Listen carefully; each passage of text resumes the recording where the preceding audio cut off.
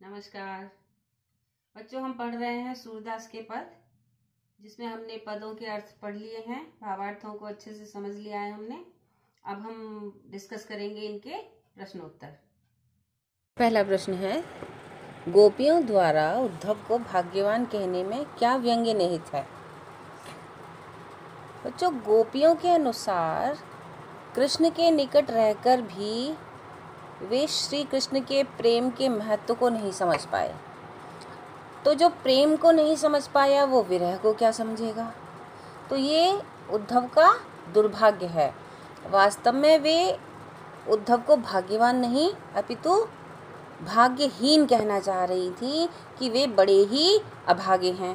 लेकिन सामने सामने सीधे सीधे नहीं कह सकते तुम तो बड़े अभागे हो कि श्री कृष्ण के समीप रहकर भी उनसे प्रेम नहीं कर सकते। वे तो प्रेम के महासागर हैं, है ना। प्रीति नदी मतलब श्री कृष्ण के प्रेम की नदी, तो उसमें उन्होंने उसको छुआ तक नहीं है, तो सीधे सीधे नहीं कह पा रही, क्योंकि हमारी संस्कृति है अतिथि देवो भव। तो उसी परंपरा का निर्वाह करते हुए वे शिष्टाचारवश प्रत्यक्ष रूप से उद्धव को कटु वचन न कहकर व्यंग्य का सहारा लेती हैं। वे प्रत्यक्ष रूप से उद्धव को भाग्यशाली कहकर उनकी प्रशंसा करती हैं, पर प्रेम के आनंद से वंचित उद्धव निपट अभागे हैं, क्योंकि वे श्री कृष्ण के सानिध्य में रहकर भी उनके प्रेम से वंचित हैं। यह कहना या यह जताना ही उनकी मंशा थी।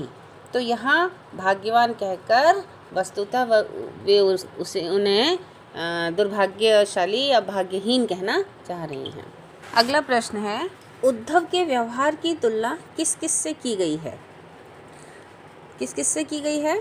उद्धव के व्यवहार की तुलना कमल के पत्ते से और तेल की गगरी से की गई है, कि जिस तरह से कमल का पत्ता जल में ही रहता है लेकिन वह अपने ऊपर जल का कोई प्रभाव नहीं रहने देता, और जिस तरह से चिकना घड़ा होता है, तेल से भरा हुआ घड़ा या चिकना घड़ा, उसको अगर जल में डुबो दो, पूरा जल में निमग्न कर दो, उसके बाद जब उसे निकालोगे तो वो चिकने का चिकना ही रहेगा, उस पर जल का बिल्कुल भी प्रभाव नज़र नहीं आएगा, वो अपने ऊपर जल की एक बूंद भी ठहरने नहीं देता है।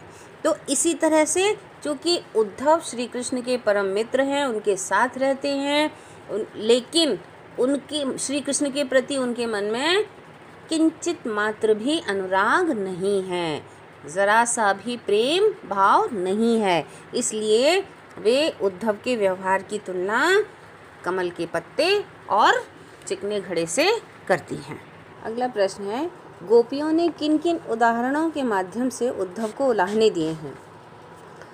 ज्ञानी उद्धव बड़े विश्वास के साथ गोपियों की विरहाग्नि शांत करने और उन्हें निर्गुण ब्रह्म का योग साधना का संदेश देकर उनकी सहायता करने आए थे, लेकिन गोपियों ने उन्हीं पर व्यंग्य की बौछार कर दी।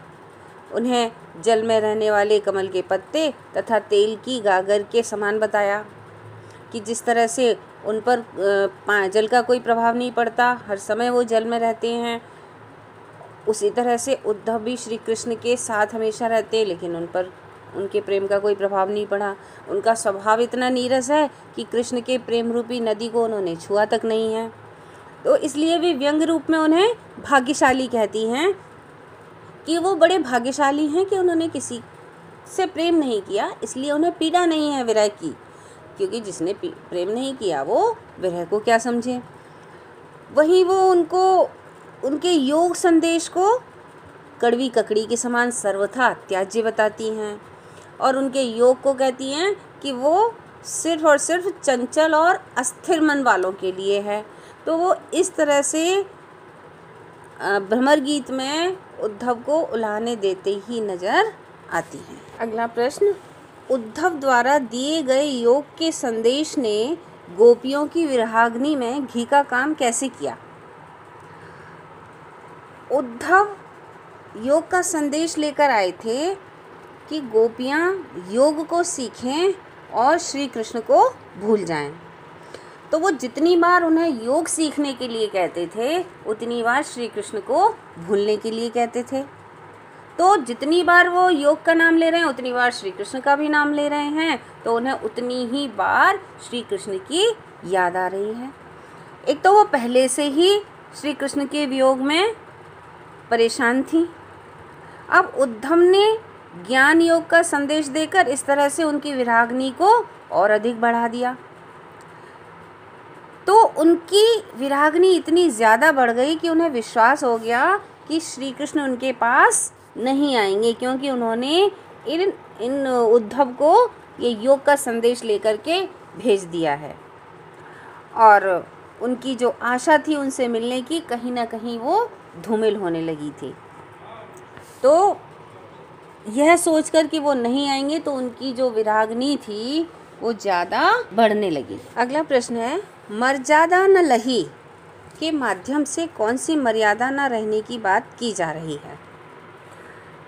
यहाँ गोपियाँ ब्रज में श्री कृष्ण के आने का इंतज़ार बहुत ही धैर्यपूर्वक करती रही थी, पर कृष्ण ने स्वयं न आकर उद्धव को भेज दिया।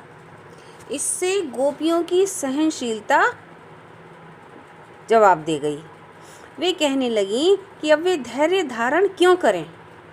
कृष्ण ने भी तो स्वयं न आकर उद्धव को भेजकर प्रेम की मर्यादा का पालन नहीं किया।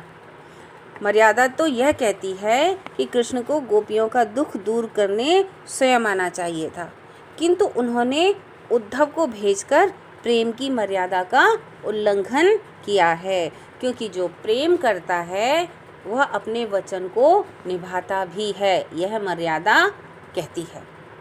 तो अपना वचन ना निभाकर उन्होंने मर्यादा का उल्लंघन किया है, यही बात वो कह रही हैं उद्धव से। कृष्ण के प्रति अपने अनन्य प्रेम को गोपियों ने किस प्रकार अभिव्यक्त किया है?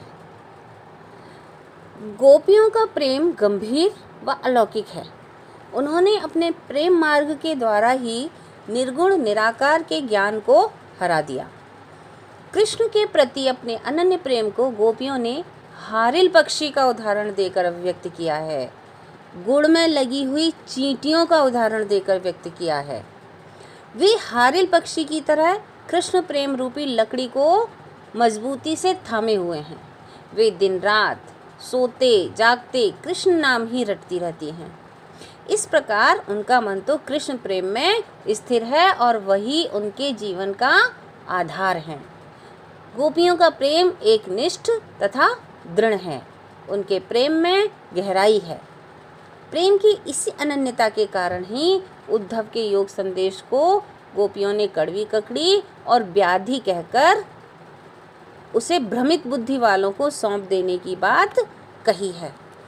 और उन्होंने अपने आप को गुड़ में लगी हुई चींटियों के समान भी कहा है कि जिस तरह से चींटियां जीते जी गुड़ से अलग नहीं होती एक बार उसमें लग करके, तो उसी तरह से जीते जी हम श्री कृष्ण के प्रेम को अपने हृदय से नहीं निकाल पाएंगे। अगला प्रश्न है, गोपियों ने उद्धव से योग की शिक्षा कैसे लोगों को देने की बात कही है?